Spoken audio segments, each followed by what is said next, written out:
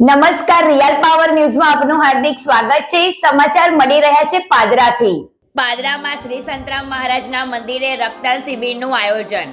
પરમ પૂજ્ય યોગીરાજ અવધૂત શ્રી સંતરામ મહારાજની દિવ્ય અખંડ જ્યોતના શુભાશીષ તથા શ્રી સંતરામ મંદિર નડિયાદના વર્તમાન પરમ પૂજ્ય મહંત શ્રી રામદાસજી મહારાજના આશીર્વાદથી પાદરા શ્રી સંતરામ મંદિરના વર્તમાન પરમ પૂજ્ય મહંત શ્રી મોહનદાસજી મહારાજના માર્ગદર્શન હેઠળ નવનિર્મિત શિખરનો 25 રજત મહોત્સવની ઉજવણીના કાર્યક્રમમાં અખિલ ભારતીય વિદ્યાર્થી પરિષદ દ્વારા તુમ મુझे खून दो मैं तुम्हें आज़ादी दूंगा વીર શહીદ રક્તદાન શિબિરનું તારીખ 22/3/2025ના રોજ આયોજન કરવામાં આવ્યું।